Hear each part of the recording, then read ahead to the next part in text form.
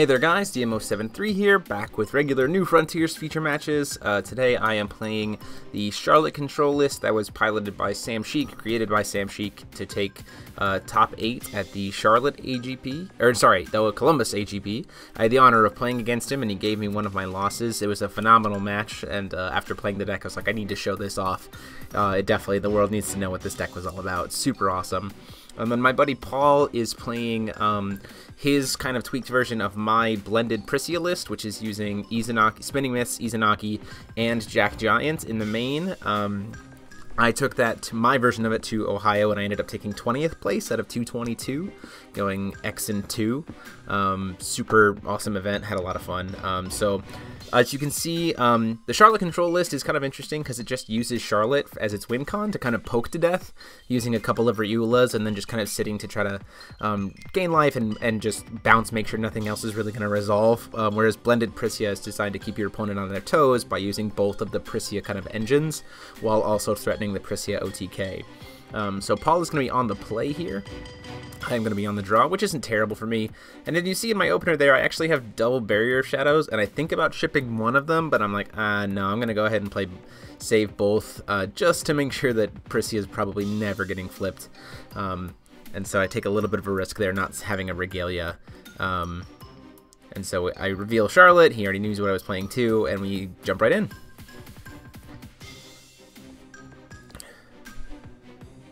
Paul calls his first stone, hits a Blasting Waves, plays the Hydromonica, and then just passes the turn there. So I do have a bow. I recognize I did grab the bow there. It doesn't matter because I have the Black Silence, and then I play the Barrier of Shadows, which kind of messes with Paul a little bit because you see he actually draws into a Izanagi right there. So it would have been awesome to be able to play the Lave in his hand, pitch a Lave to produce another Will, and then cast the Izanagi immediately. That would have been really nice for him because he would have put a lot of pressure on me, and it would have been hard, really at that point, it would have been hard to answer a lot of stuff.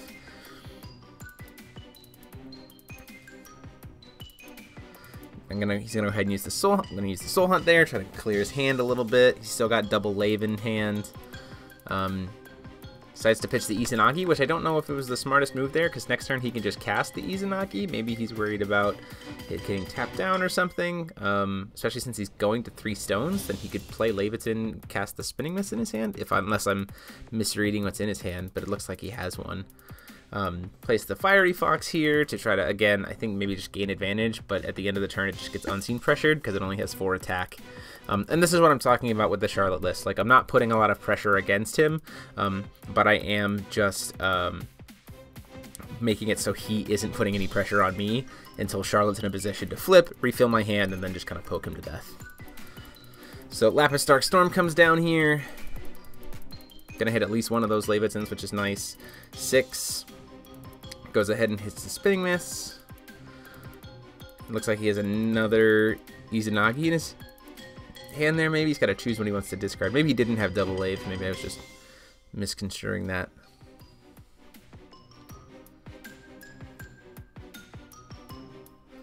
He's thinking about which one he wants to discard. He goes ahead and discards the Izanagi. So he did have the Izanagi in his hand.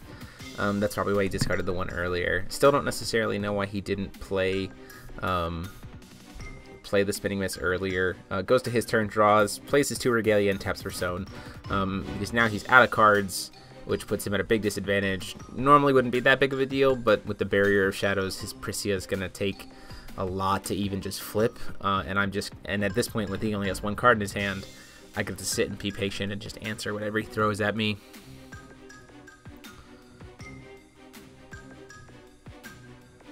And this is exactly what the Charlotte deck is designed to do, especially against Pricia. When they're trying to cheat in big creatures or rely on big creatures, Charlotte just says, well, those aren't going to stick.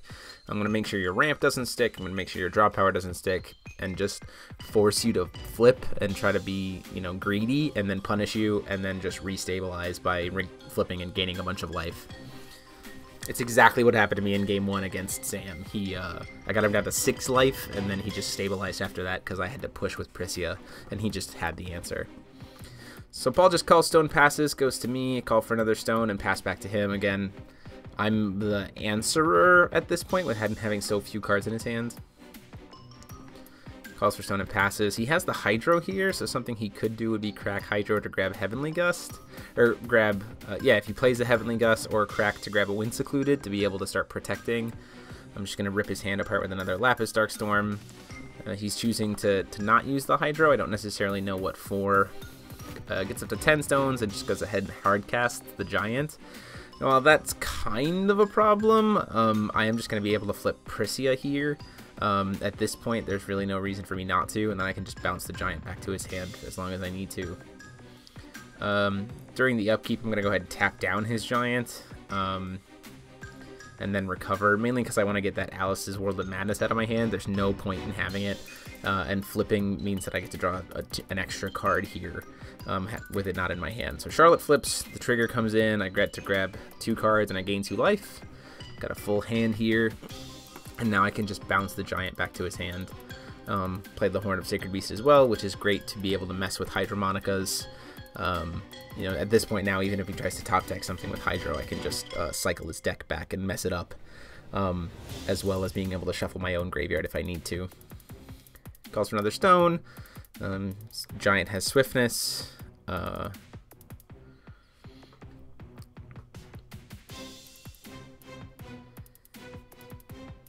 Just decides to pass, which I think is weird. I think there's no reason for him to not at least try to swing, because if I bounce it, then he just recasts it, and I waste a card. I'm just going to burn my board in response, pitch the Black Moonbeam to bounce it, because I have the second one in hand, so I'm not terribly concerned. I'll poke him for 4 damage, because I didn't tap my Horn during the upkeep. Pass the turn there.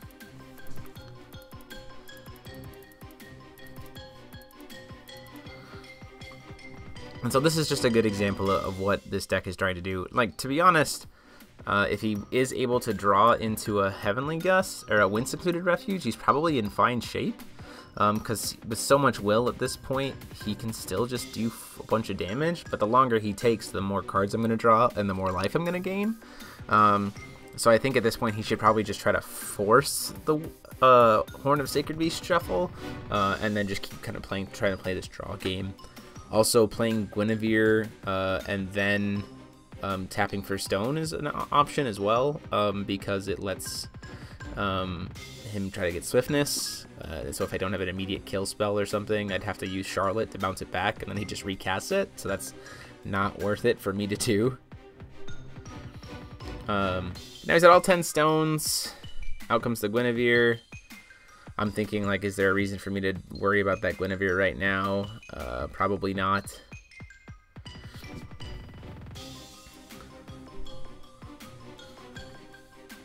And one of the other things that the Charlotte deck can do that's kind of pretty mean is it can deck your opponent out.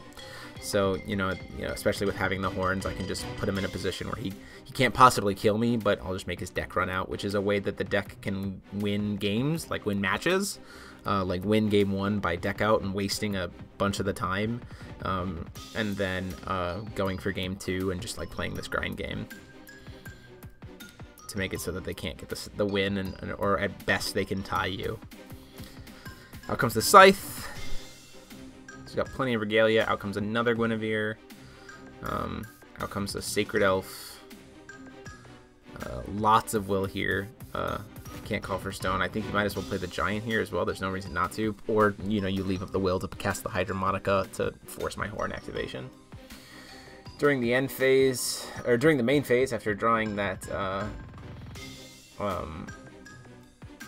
Heavenly Gust, I'm going to go ahead and kill his Guinevere with Space Time, forcing him to use it. And then still during the upkeep, I'll go ahead and cast Heavenly Gust with the mode to pop all his regalia. Now he hasn't discarded here yet. He's trying to think about what to discard, I think. No, he discarded the Tama, which I think is also a mistake. I think he discarded the Lave. But in response, he's just going to go ahead and try to top deck something.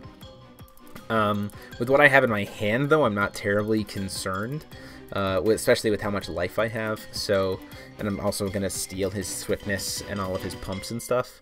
And I have a cancel spell in my hand. So, like, if he grabs Wind Secluded and tries to cast it, I'll just cancel it. And then I can just, you know, go from there. I still have Energize in my hand, which is nice because I can still bounce something. So technically with what I have available right now, I can bounce and cancel. And he's also shortcutting here because we're friends, and he's going to bring those 2 Death Sights back to his hand. Then I move to recover, so I have even more will. So I'm like completely safe, and I'll just go ahead and poke him for another 8 damage, taking him down to 22.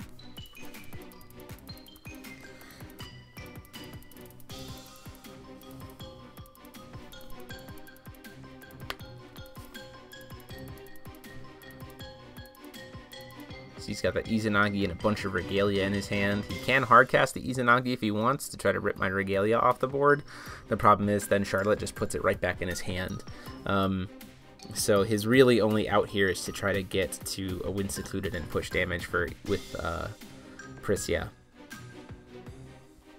Especially since most, the Blended Pricia deck that we designed doesn't really have a way to deal with J Rulers in the main outside of Giant, and Charlotte, for some strange reason, Charlotte is just that anomaly where like normally we just use Giant to burn the board, but those Charlotte is just gonna bounce the creature back to my hand, and there's just his hand, and they're just too expensive.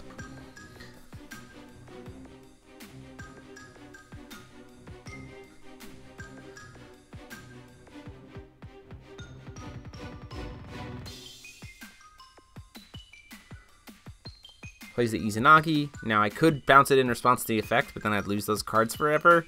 Knowing that I can just get those cards back, I'm going to go ahead and just let him take them. Especially since he can't call stone. So sure, that Izanagi is a 20/20, but it's not going to get to do anything with that strength, and then it just gets bounced to his hand. I also might as well just play those Regalia at this point. I don't think there's really a reason not to. He has 4 will, so he can tap 2 of them. Still put a lot of damage on board.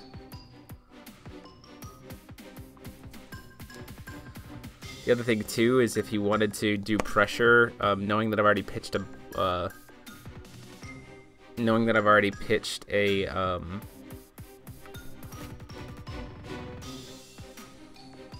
oh yeah, he's doing Judgment this turn. So what he could have done here, he got a little greedy. So what he could have done is played both Laves, and then during the upkeep of next turn, he could have sacrificed one of the Laves for Imperishable before he flipped. So then if I Black Moonbeam it, it won't die. And then at that point, I'm probably out of Spacetimes. Like, I can shuffle my deck back together, but then I have to try to go find the other Spacetime, and then I'm staring down Pricia. That's one of the things that you can do as Pricia, is like if you have double Lave, even against Barrier, especially since he had all that will, is you can make use of the fact that you're going to be able to get that Imperishable. I didn't have Death Scythe, so like the problem is then I play the Death Scythe because he knows they come back in, but it's just like there's always this weird tempo swings with Pricia where like you can push through Black Moonbeam or like bait out Black Moonbeam, and sometimes that's just enough. So I play the 2 Death Scythes, I poke him again for another 4 life, and then I just say pass.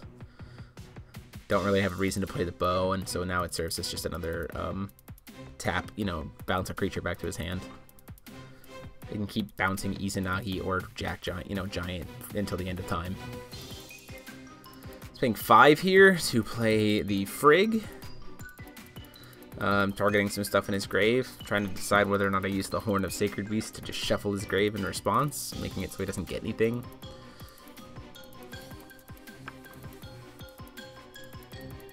And I choose to do that just so he gets as little value as possible from it. So he's got that 8/8, but it can just get bounced. So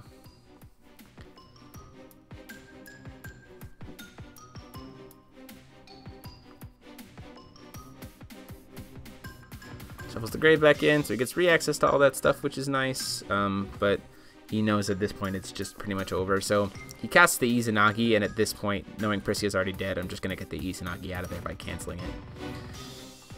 And you see I have that Riula in my hand. The deck plays 2 of Riula to be able to try and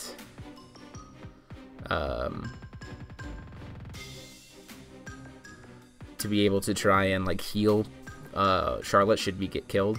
So during the upkeep, I happen to drop deck into a Charlotte's Water Transformation magic. So I'm going to cast that on the Frigg and then kill the Frigg with the Spacetime from my graveyard, drawing another card. swinging at him again for another 8 life after the Death Scythe pumps.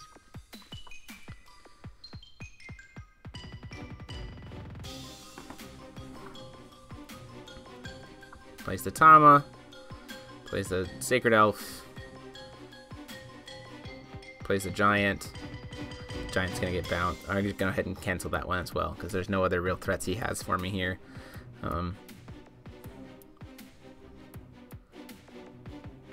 So draw for turn, gain a life, do my taps, and then go ahead and cast the bow, which just block. You know, I can shoot any blocker out of the way and then kill him.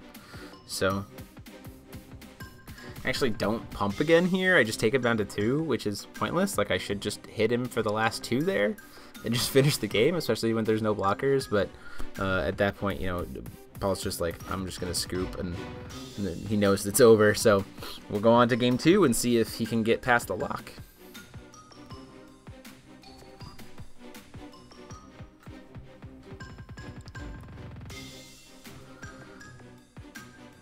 So one thing to note here is that we did sideboard between games.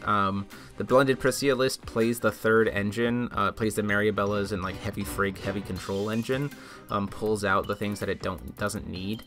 So like if you're playing against a control list, you really don't need izanagis because they're not that great. So you just bring in Friggs instead, and then you also bring in Maribellas to play this kind of control game where you just cancel everything. And he did, you know, play that, so you see there's already a Maribella in his hand. You also usually pull Regalia, especially against black decks, because then if I bring in like J-Ruler Hate or Regalia Hate, I just get punished because you're not playing as much of that, so they become worthless cards. So plays the Death Scythe, has the the Dork on turn 1. Go ahead and call my first stone, and I'm not bad at this game, so I'm like, oh wait, yeah, Death Scythe 10 tap for stone. In a tournament, you know, that would actually punish me, but we're chill back and forth here. So rip me to shreds in the comments, feel free. At this point, I'm wondering like he can possibly jam an Izanagi on me, and I don't really have an answer for it, which would be bad. He could jam a Jack, you know, a Jack next turn, which would potentially be bad. So I go ahead and decide to use my soul hunt here, pitching a Prison in the Lunar Lake, which is sideboarded in. He decides to pitch Maribella, which kind of makes sense with Frigg, right? So if he gets a Spinning Miss, he can cast Spinning Miss for the Frigg and bring the Maribella back for later. And then he just, I don't necessarily know if I agree with playing the second Death Scythe there. I guess it gives him another tap. But Death Scythe with Guinevere is like a free draw. So I just call for stone and pass, as is the deck does, you know, wanting to do. Calls for a stone, gets another reincarnation stone. He just decides to pass there as well. So Paul is playing what my deck in the Blended Pricia deck is kind of wanting to do. It's kind of just matching the control deck with the control deck. The only problem being that like I can turn on and just flip Pricia and go pressure heavy if I feel like it. And I will usually see more cards than him, especially after the flip. And again, his deck doesn't have a ton of J-Ruler Hate. So I play the Barrier of Shadows, he calls the stone, still not choosing to sacrifice the, not to sacrifice the Guinevere. So at this point, even with the Regalia pumps, like he definitely has the will to swing, especially if he can get that Death Scythe out of the way, with like an Izanagi, or if he draws into a Heavenly Gust or anything like that. Heavenly Gust would be really good for him at this point. Doesn't seem like he has it, though.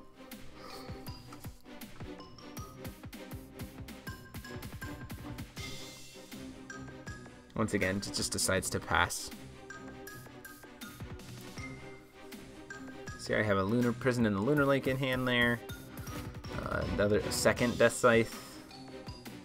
Call for stone. Play the second Death Scythe. Pay 2 and play Heavenly Gust. So now I happen to draw into my Heavenly Gust, so bye-bye to all those Regalia. Here's a final forfeit. That was the card that he drew. Very interesting. And I just pass. So now, he can bring the Death Scythe back, but now if I really need to, I can just flip Pricia and flip Charlotte, gain some life, and start putting pressure on him. Which is actually how Sam beat me in Game 3.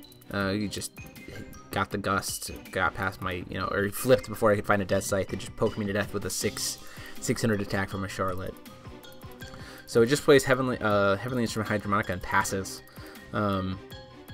And for me, there's really no reason to not flip at this point. He can't possibly perma-kill me. He doesn't run Black Moonbeam. I've got plenty of cards in my hand. Even though I'm only drawing 1, now I just get to start amassing a lot of advantage. And I'm going to be swinging for 10 a turn at him with the Charlottes. I put him on a 4-turn clock, essentially. So he's thinking about whether or not he wants to block or do anything else like that. He's got that final forfeit, which I think maybe he should have done. Still in upkeep, I'm going to go ahead and, or still in my turn, I'm going to go ahead and energize and 1 to play a face down. So there's my Prison in the Lunar Lake. Still leaving the will up for that Black Moonbeam if I need to for some reason. So in this point in time, this is again what I would probably call the lock. I've got a Prison in the Lunar Lake face down. I've got Black Moonbeam Will. I've got plenty of Regalia. I've got the bounce effect from Charlotte if I need to. He doesn't have any Regalia to put pressure on. All he's got is Gwen. So like if he plays a Frigg here, it gets canceled because of the Lunar Lake. If he plays a Mariabella here, it gets canceled because of Lunar Lake. Izanagi gets canceled because of Lunar Lake. Jack gets canceled because of Lunar Lake. Plays into the Giant by tapping out. He doesn't even have the will to do it this turn. He's only at 6 stones, so can't do that.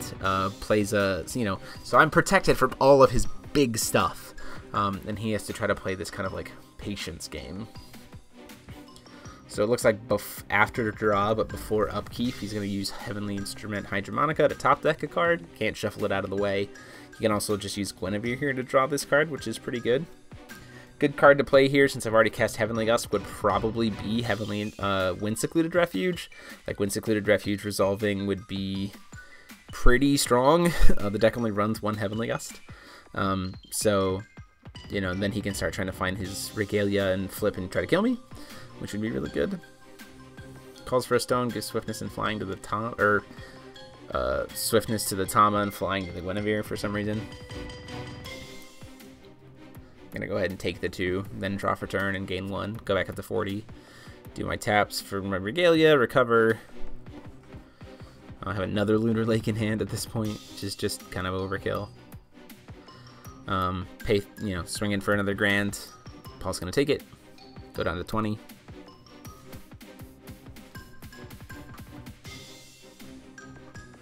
I'm gonna go ahead and, so this is why he was saving the Guinevere for so long, so he can try to sacrifice a couple of things. You discard the Death Scythe here for sure, because then you can just bring it right back to your hand. There's no reason not to, especially since you're probably gonna sacrifice Guinevere again. But he discards the Sacred Elf, which I think is weird. Then he recovers.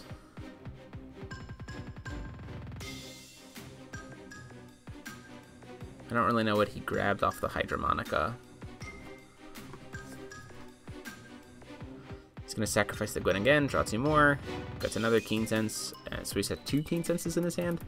There he goes, yeah, discards the Death Scythe, it's going to bring it right back to his hand by exiling probably the Sacred Elf, the Tama, probably the Hydromonica, because you can't grab those. I'd also consider maybe grabbing the Leviathan out of there, because that's worthless in the grave, and you don't have a way to bring it back.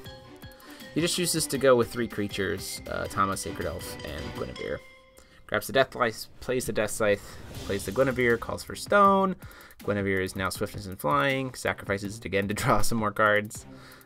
Discards the Sacred Elf again. Again, this is a moment where I would probably just have rediscarded the Death Scythe. Finally sees that Wind Secluded. That's going to get brought into play.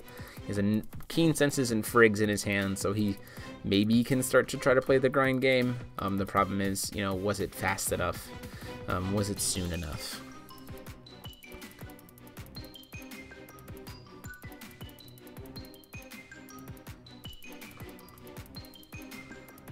I'm going to draw for turn and get to gain a life here from drawing for a card. Still in the upkeep though. I'm going to go ahead and attempt a space time, draw a card there, so I should be at 42 life. Recover. Still have my face down card. I have a Charlotte's Water Transformation Magic. Play another Scythe because there's no reason not to. Swing in for another 10, taking him down to 10 life. I have another Lunar Lake in my hands. I've got Soul Hunt, Charlotte's Water Transformation Magic, Black Moonbeam, all kinds of stuff. So I'm feeling pretty secure in my hand here. Just gonna go ahead and pay the 1 to pump the Death Scythe.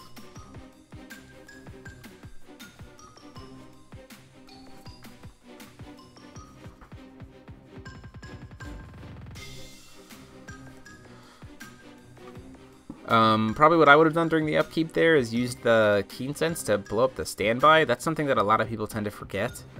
So it's a good lesson here. Keen Sense can pop standby cards.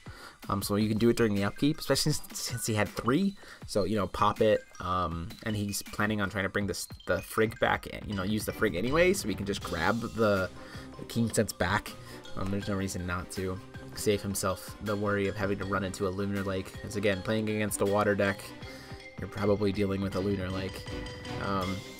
And there it is. So she's the Lunar Lake. And he's like, oh, it doesn't target the creature. It targets the effect. It doesn't even target, technically. And he starts to kind of put it to the grave, and then he goes, wait. He gives me a question, and he's like, wait, can I cancel that? And I'm like, yeah, you totally can. So he's going to go ahead and, because it technically is a spell, he's going to go ahead and Keen Sense it. So the Frigg is going to resolve. Now, the reason why you're not seeing me cast that second Lunar Lake from my hand is because I've technically missed timing. I would have to have activated both of them at the same time to be able to do that. So he's going to grab the Keen Sense and the Mariabella back to his hand. Call for Stone. Gets a Stone, gives Swiftness and Flying. But the problem is here, no matter what he does, he's staring down lethal from Charlotte. And he doesn't have a way to give something that can't be just double bounced. And I have so many cards in my hand that any creature he plays is just going to get bounced and Charlotte's going to swing in. So he's going to deal 8 to me, and I'm just going to say that's fine. I'll take it. Go down to 33. I'll play a Tama. He's got 2 creatures now. But even with the Heavenly, you know, even with the Wind Secluded, I'm going to be able to do stuff during the upkeep. I've got Space Time. I've got Bear Magic.